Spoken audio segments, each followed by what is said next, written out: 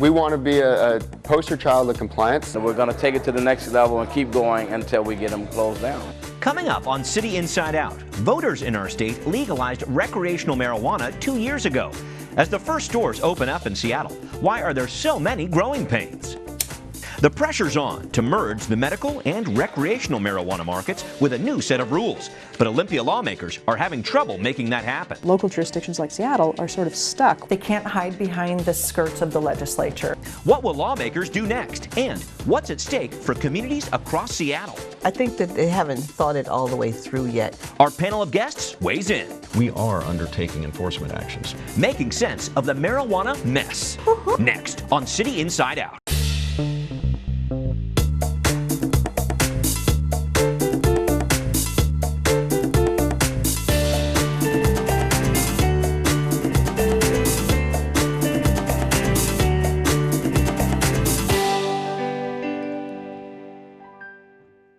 Welcome to City Inside Out. I'm your host, Brian Callanan. In 2012, voters approved I-502 to legalize recreational marijuana in our state. But even now, 2 years later, lawmakers here in Seattle and Olympia are still struggling to create a system that works.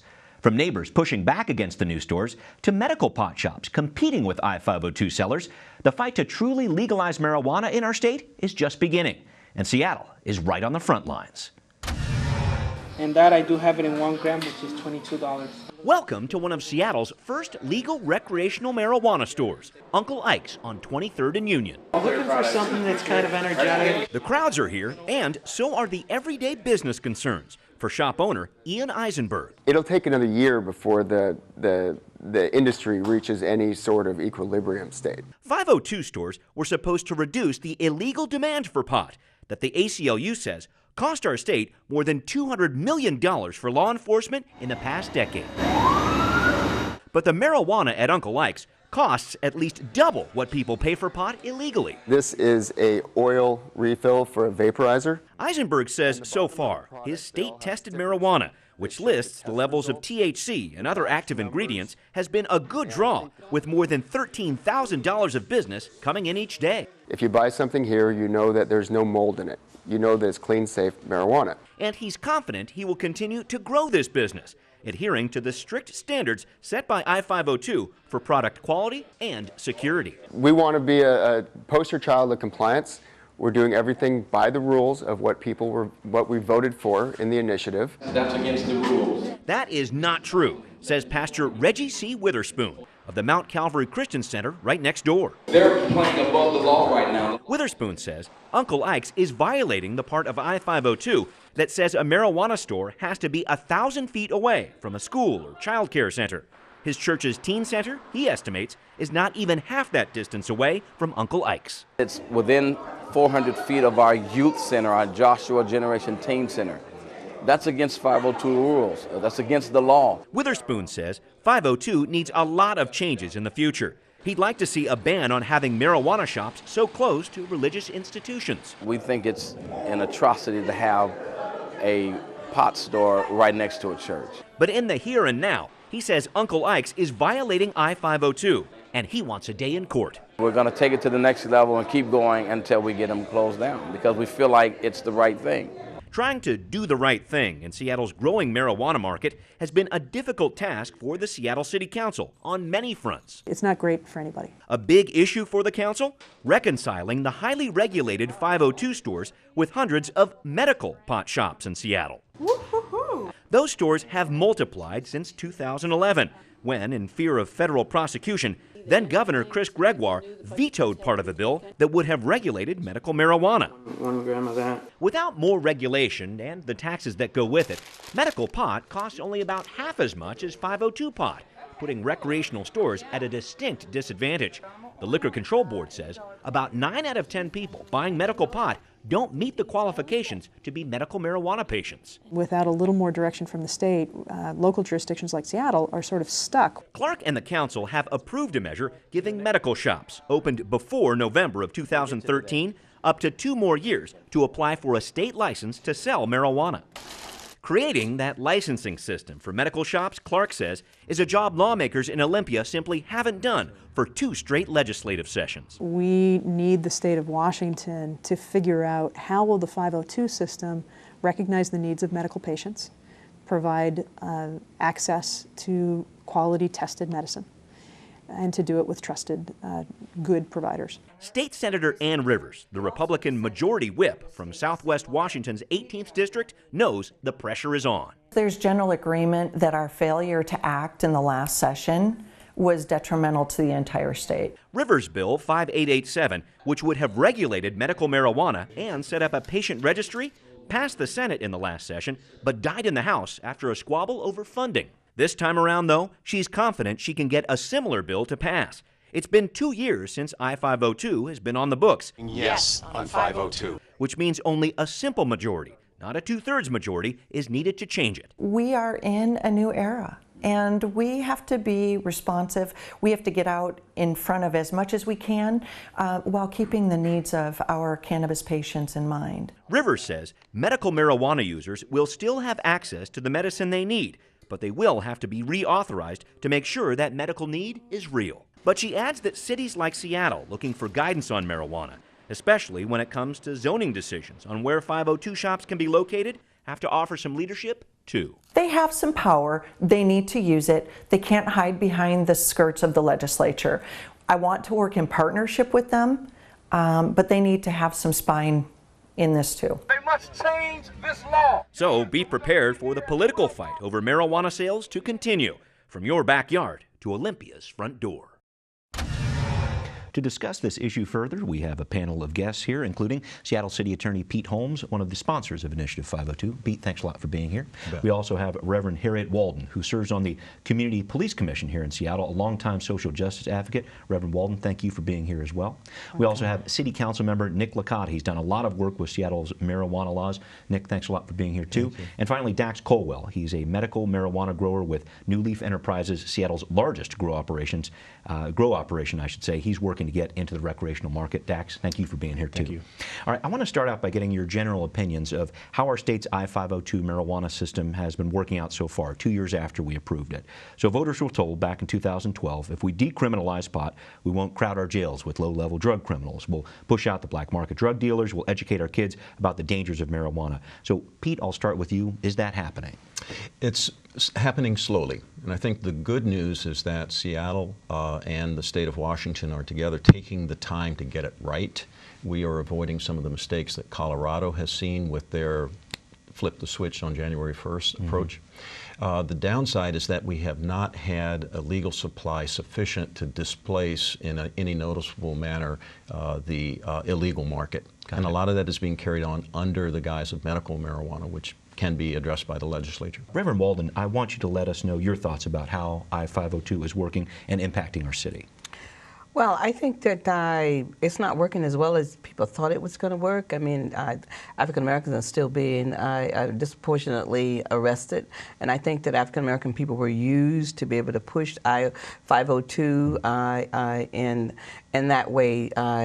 Again, a lot of times when people want to pass something, they pass it on the backs of black people, and I think that's what happened. And I think that the liquor board made a real mistake when they did not put churches as places that marijuana should not be next to. And my concern are the young people, and I guess I'll talk about that a little later. But the young people that's out there, and the other thing is that. I think that it's just I think that they haven't thought it all the way through yet, and I think years coming that they're going to have to go back and tweak it and look at what's happening to the youth and stuff like that. I think that wasn't always. This is an adult law for adults, but there's a ramification all around that I think that hasn't been considered. Certainly some ramifications for kids. Thank you very much for that, Reverend. Nick, I want you to tell us how I-502 is working from your perspective, how it impacts what you do, and if you could mention some of the zoning issues you've been wrestling with, some of the conflicts with medical pot stores too, I think that would be helpful. Well, the 502's gotten off to a slow start. I think we have only 4 stores right now that are offering it. The idea in Seattle, in Seattle, right. The idea was to have 21, which is the same number of At that time, they were state liquor stores. Now it's no longer state liquor stores. And I think in many ways we were looking for a model that was going to be very similar to how liquor is distributed, controlled, limited access. I think that's the reason we were following zoning laws that were similar to enforced for liquor stores. Whether they included churches or not, I don't know. Right now, I don't think liquor stores have that ramification. If we go in that direction, we should apply it equally then to liquor as well. I think overall, zoning is one of those areas the city can do something in, the state doesn't. But we need to go to Olympia and address the issue of how many medical marijuana dispensaries there are in the city, which there are many, many more. Hundreds, the count we really don't know because they don't really register themselves as medical marijuana stores. But we do know that there's at least 100. Some people said as close as 200. There needs to be control over those, and that's what we're asking the state legislature to do. I sponsored legislation in the city and got it passed to extend that deadline, so this way we could actually deal with it in the state legislature. But if they don't, I believe we're going to have to ask those stores to close down because they're feeding a situation that does not allow the recreational stores to really get up and running. Right. We'll talk a little bit more about that later on, but thank you very much for that, Nick. Dax, I want to get your thoughts here from a business perspective here. So you've been a medical marijuana supplier here for a few years now. What's it like to try to get involved in the 502 market? Give us that perspective. Well, the biggest issue has been the transition phase because we started being self-regulated and trying to be very responsible in business-to-business sales and making sure that we're only dealing with the stores that are paying taxes, as Nick says, not trying to deal with the stores that are unregistered per se. So the transition has been a little tough because we have a revenue stream now in employees. I think we have 35 employees now that we employ.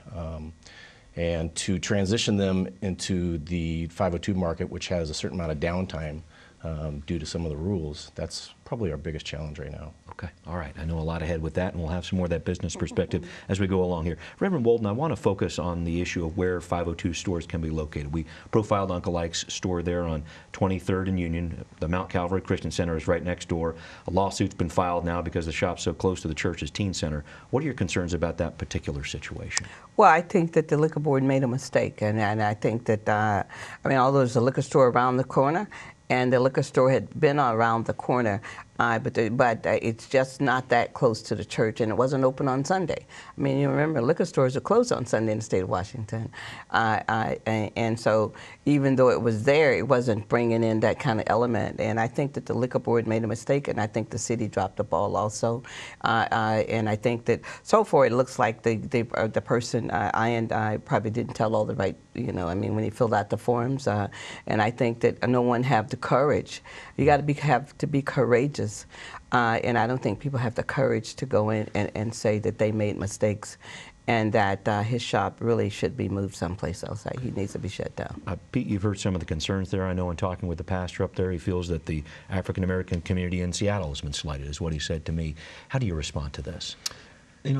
First of all, it's in litigation, and the city has been named along with the state, and so I have to be very measured in the comments. The central question about whether the youth center across the street is a qualifying facility that Ike's would be too close to is being litigated, and I won't comment on that. Okay. I can certainly understand their concern about a facility being next door, but this is one where the city has been very careful, working hard with the Liquor Control Board to get out word where areas that are appropriate for I-502 stores under the state definition.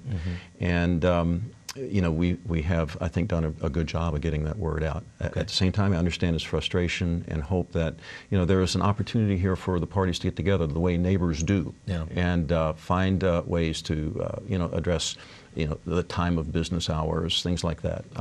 So I'm still hopeful that there's an outcome that all the parties can agree to, but the central question is under litigation. And I think that big question was Liquor Control Board told the city, hey, this location's going in at 23rd and Union, and I don't think the city came back with, well, that's a problem. So I think that was the issue where at least from the church's perspective, they felt like the ball was dropped. Well, with all due respect, the information about the applications was disseminated through normal channels in the city. Our office reviewed and passed them out, it was information that was there, that was available, and there were no objections filed. I appreciate that because I know we're in a matter of litigation here. Thank you for those comments, Pete. Nick, I want you to respond to these concerns too, and I ask this because, well, you probably heard State Senator Ann Rivers in our setup piece there. She says cities like Seattle have to show some spine here, some leadership when it comes to this situation. It's not all dependent on Olympia. For a minute, I want to put aside the church's legal challenge here and talk about drafting a city ordinance that would prevent 502 shops from being too close to religious institutions. Is that a possibility? Oh, I think it's a possibility. The question is, I think, like I said, we should do fairness. If we're going to do that, we should say all stores that are selling alcohol should also be subject to the same restrictions. If the concern is about youth, and I think that's a legitimate concern, we do know that alcohol is abused, unfortunately, far too much with youth.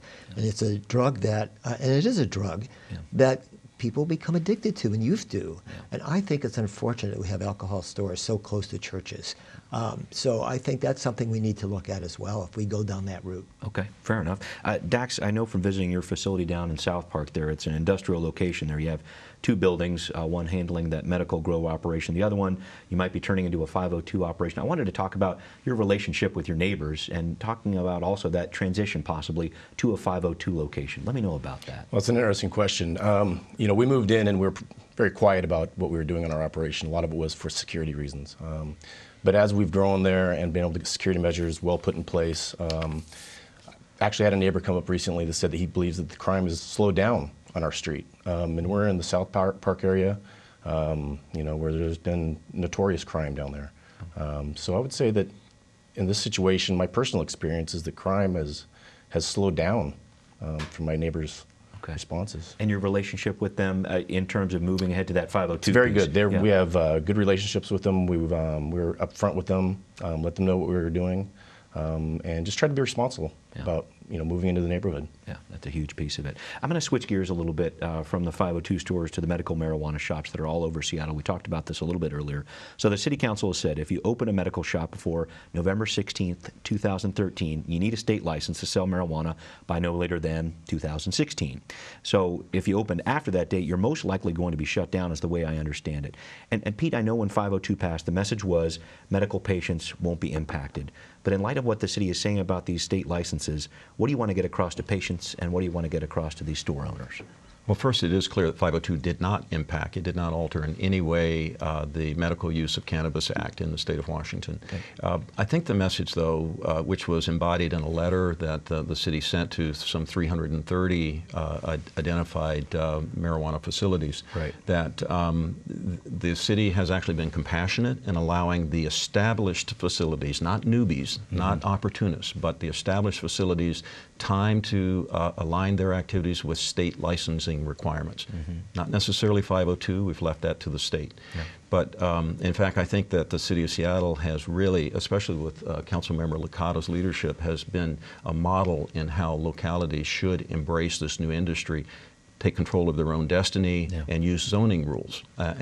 So there's still this transition period, and the question of medical facilities needs to be addressed. Can it be reconciled with the 502 system? And I personally believe it can, but that will take state action because it's a state law. And Nick, let me have you jump in here because I think the words that you used were putting a knock on the door when it comes to these different facilities out there. Let me know the approach that the city is trying to take here. I know you've been a leader on this. What's the message the city is trying to get across to the growers and to the medical patients out there? Well, we've already sent a letter out, we being the city, putting those stores on notice that they have to conform, first of all, to all the existing rules and regulations. If there's any complaints that come in, we will send people either from our DPD, planning development, or if necessary, if there's a criminal violation, certainly police. And also that basically letting know the date that they have to conform if there's going to be a state rule change. And if there is a state rule change, then we are going to proceed with shutting them down. I don't think we can tolerate having 200 stores in Seattle that are unregulated doing marijuana. I mean, if there's concern about 4 stores that are recreational, can you imagine the concern that we should have for 200 stores? Yeah, that's a big piece of it. And Reverend Walden, I wanted to ask you about this plan to try to align the medical and recreational pot worlds out there. Do you think it'll clean up some of the issues that we're having with marijuana around the city? Well, you know, I'm not sure. I mean, 200 stores is quite a lot. out there, and I think my central concern is the young people. I mean, that's my central concern. And also, since the central area has been gentrified, we feel that there's also a race issue component here, because we don't think that a store would be sited someplace else that close to a church. If it was in Magnolia, close to a synagogue, I mean, close to any place that was majority another group of people, we don't think that would happen. But I think the central place for me is that my granddaughter, you know, she's 17, going to be graduating from high school, and she says when she was 16, I showed her the new Dope magazine that looks like an Oprah book, all slick and looking good. Okay. You know, and she said, Grandmama, who's going to tell the children not to smoke dope? You know, who's going to be with the children? And on 23rd and Jackson, I mean, you walk out there, people are actually smoking it out in the streets. I mean, and there's young people. And so for me, no matter whether it's the medicinal and they can get their hands on that, or if they got to go and bring it. And then a lot of times they might be even getting it from their home. But for me, it's the it's the young people that I think that's not being presented, I mean, not being taken care of. Quickly, Nick, I wanted you to comment on this because I think you've presented some thoughts recently about trying to crack down on some of that open-air smoking at the very least. Can you touch on that briefly? Well, it's against the law, for one thing. Whether you're drinking publicly or smoking publicly, again, we have to consider the parallel structure we want to go down. And if they are, then people should complain, call 911, and we should have a quick police response. But again, you know, we don't want to criminalize it either. So obviously we want to make sure that it stops. But you know, we don't want to use an excuse, whether it's the marijuana law or the alcohol law, to go after our youth to put them in jail. That is not what's needed. Okay, just needs to be a different message out there, it sounds like. Dax, I want to try to ask you what makes sense from a business point of view when it comes to aligning the medical and the recreational world. And I know there's a big question, but the senator I spoke with down in Olympia said the best approach for a business right now would be, if you want to get involved in the medical or recreational system, whatever shakes out here, apply for a 502 license and we'll see what happens. Does that make sense to you? Absolutely, okay. Yes. Yeah, regulation has been needed. I mean, we've, as you know, I mentioned earlier, we've always self-regulated ourselves. And that was in an effort to help normalize this industry. And with the help of the city of Seattle, we've been allowed to normalize it, which has really gotten us a long ways. So yes, regulation is important, and we will be moving into our 502 license at the first of the year. And that's not a necessity because the medical market, although it's at risk right now, we're hoping and have confidence that the legislature will make some changes in this next session.